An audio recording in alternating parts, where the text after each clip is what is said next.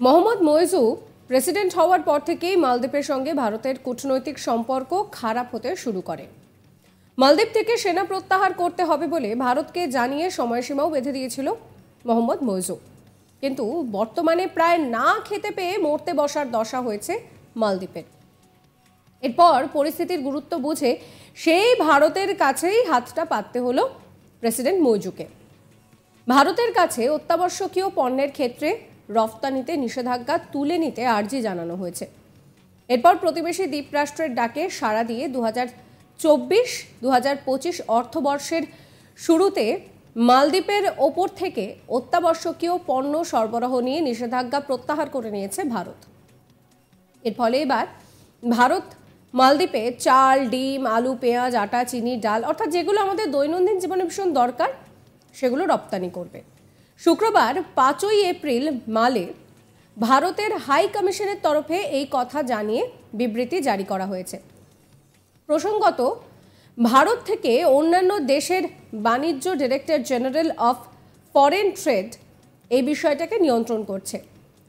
সেই ডিজিএফটির তরফেও এবার বিবৃতি জারি করে জানানো হয়েছে যে 2024-25 অর্থবর্ষে ভারত মালদ্বীপকে ফের অত্যাবশ্যকীয় পণ্য সরবরাহ করবে, অর্থাৎ নিষেধাজ্ঞা প্রত্যাহার করে নেওয়া হলো। জানা গিয়েছে চাল, ডিম, আলু, পেঁয়াজ, আটা, চিনি, ডাল ইত্যাদির পাশাপাশি বালি, নুড়ি, পাথর এই সমস্ত কিছুও সরবরাহ করবে মালদ্বীপকে। আর এবার অন্যান্য বারের তুলনায় বেশি পরিমাণে অত্যাবশ্যকীয় পণ্য সরবরাহ করা হবে। ভারত সরকারের তরফে জানানো হয়েছে মালদ্বীপকে এই নতুন অর্থবর্ষে 21,513 টন আলু রপ্তানি করা হবে। পেঁয়াজ রপ্তানি করা হবে 35,749 টন। চাল রপ্তানি করা হবে 1,24,218 টন।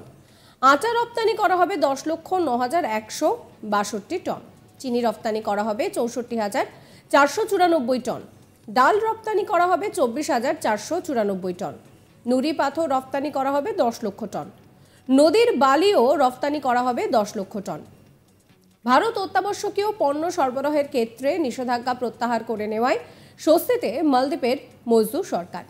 প্রসঙ্গত, ভারতের প্রধানমন্ত্রী নরেন্দ্র মোদী ও ভারত সম্পর্কে অবমাননাকর মন্তব্যের জন্য মালদ্বীপ বয়কটের সিদ্ধান্ত নেন ভারতীয় পর্যটকদের একটা বড় অংশ, যার ফলে বেশ চাপে পড়ে যায় এই দ্বীপরাষ্ট্র। পর্যটন থেকে রাজস্বের একটি বড় অংশ আসে দেশে। তাই তড়িঘড়ি ভারতীয় প্রধানমন্ত্রী সম্পর্কে অবমাননাকর মন্তব্যের জন্য সাসপেন্ড করা হয় মালদ্বীপের 3 মন্ত্রীকে। এমনই মন্তব্যের একান্ত এবং এই যে মন্তব্য তা তাদের ব্যক্তিগত মন্তব্য সেই কথাও কিন্তু বলা হয়। এদিকে মালদ্বীপে সেইভাবে ভারতীয় পর্যটকরা না যাওয়ায় বেশ চাপে পড়ে যান মালদ্বীপের প্রেসিডেন্ট মোহাম্মদ মইজু। তিনি অবশ্য সরাসরি ভারতের কাছে এই বিষয়ে হাত না পাতলেও তিনি যাকে বন্ধু বলে মনে করেন অর্থাৎ চীনের কাছে হাত পাতেন। তিনি চীনের কাছে আবেদন করেন যে আরও বেশি পর্যটক পাঠানোর জন্য। মালদ্বীপে চীনা পর্যটক পাঠানোর জন্য চীনের প্রতি আহ্বান জানান তিনি। মালদ্বীপের প্রেসিডেন্টের কার্যালয়ের ওয়েবসাইটে প্রকাশিত বিবৃতিতে তিনি বলেন যে করোনা মহামারীর পরে চীন কিন্তু তাদেরকে যথেষ্ট সাহায্য করেছে। তারাও চীনের এই অবস্থাকে পুনরুদ্ধার করার জন্য যথেষ্ট সাহায্য করেছেন। যদিও চীন যতই পর্যটক পাঠাক না কেন, ভারতীয় পর্যটকের তুলনায় তা কিন্তু অনেকটাই কম। আর এই বিষয়টা বুঝতে পারে মালদ্বীপের ট্যুর অপারেটররাও। তারা ভারতীয় ট্যুর অপারেটরদের কাছে চিঠি দিয়ে পর্যটক পাঠানোর আবেদনও করে বলে খবর সামনে এসেছিল। তার কিছুদিন আগেই লাক্ষাদ্বীপে গিয়েছিলেন ভারতের প্রধানমন্ত্রী নরেন্দ্র মোদী। এরপরে সেখানে গিয়ে নরেন্দ্র মোদী অনেকগুলো ছবি প্রকাশ করেছিলেন, যা সোশ্যাল মিডিয়ায় ভাইরাল হয়। তারপরেই সোশ্যাল মিডিয়ায় ব্যবহারকারীরা মালদ্বীপের চেয়ে লাক্ষাদ্বীপকে একটি পর্যটন স্থল হিসেবে বেশি গুরুত্ব দেন এবং সেই নিয়ে কিন্তু সোশ্যাল মিডিয়ায় একটা ট্রেন্ডও চালু হয়ে গিয়েছিল যে #বয়কট মালদ্বীপ। এরপরই মালদ্বীপের 3 মন্ত্রী ভারতের প্রধানমন্ত্রী ও ভারতের ভূখণ্ড সম্পর্কে অবমাননাকর মন্তব্য করেন। আর তারপর থেকেই মালদ্বীপ বয়কটের রব ওঠে।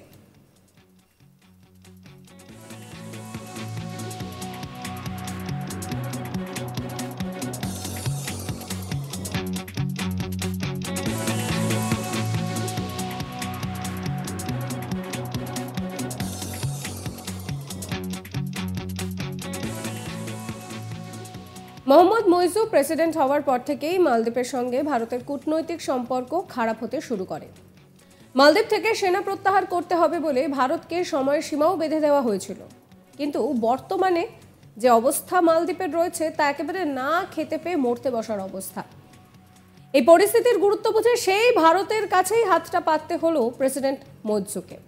ভারতের কাছে অত্যাবশ্যকীয় পণ্যের ক্ষেত্রে রপ্তানিতে নিষেধাজ্ঞা তুলে নিতে আর্জি জানানো হয়েছে। এরপর প্রতিবেশী দ্বীপরাষ্ট্রের ডাকে সাড়া দিয়ে 2024-25 অর্থবর্ষের শুরুতে মালদ্বীপের ওপর থেকে অত্যাবশ্যকীয় পণ্য সরবরাহ নিয়ে নিষেধাজ্ঞা প্রত্যাহার করল ভারত। এর ফলে এবার ভারত মালদ্বীপে চাল, ডিম, আলু, পেঁয়াজ, আটা, চিনি, ডাল ইত্যাদি রপ্তানি করবে। শুক্রবার 5 এপ্রিল মালে ভারতের হাই কমিশনের তরফে এই বিবৃতি জানানো হয়েছে। প্রসঙ্গত, ভারত থেকে অন্যান্য দেশের বাণিজ্য director general of foreign trade এই বিষয়টাকে কিন্তু নিয়ন্ত্রণ করে। সেই ডিজিএফটির তরফেও এবার জানানো হয়েছে বিবৃতি দিয়ে যে 2024-25 অর্থবর্ষে ভারত মালদ্বীপকে ফের অত্যাবশ্যকীয় পণ্য পরিষেবায় সাহায্য করবে, অর্থাৎ নিষেধাজ্ঞা প্রত্যাহার করে নেওয়া হলো।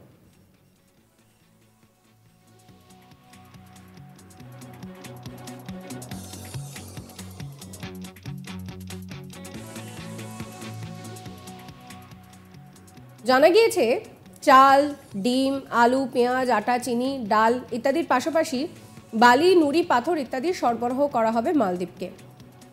আর এবার অন্যান্য বারের তুলনায় পরিমাণে অনেক বেশি অত্যাবশ্যকীয় পণ্য সরবরাহ করা হবে। ভারত সরকারের তরফে জানানো হয়েছে মালদ্বীপকে এই নতুন অর্থবর্ষে 21,513 টন আলু রপ্তানি করা হবে। পেঁয়াজ রপ্তানি করা হবে 35,749 টন। চাল রপ্তানি করা হবে 1,24,218 টন। আটা রপ্তানি করা হবে 10,09,162 টন। চিনি রপ্তানি করা হবে 64,494 টন। ডাল রপ্তানি করা হবে 24,494 টন। নুড়ি পাথর রপ্তানি করা হবে 10 লক্ষ টন। নদীর বালি রপ্তানি করা হবে 10 লক্ষ টন। ভারত অত্যাবশ্যকীয় পণ্য পরিষেবা সরবরাহের ক্ষেত্রে নিষেধাজ্ঞা প্রত্যাহার করে নেওয়ায় কিছুটা হলেও স্বস্তিতে মালদ্বীপের মুইজু সরকার। প্রসঙ্গত, ভারতের প্রধানমন্ত্রী নরেন্দ্র মোদী ও ভারত সম্পর্কে অবমাননাকর মন্তব্যের জন্যই মালদ্বীপ বয়কটের সিদ্ধান্ত নেন ভারতীয় পর্যটকদের একটা বড় অংশ।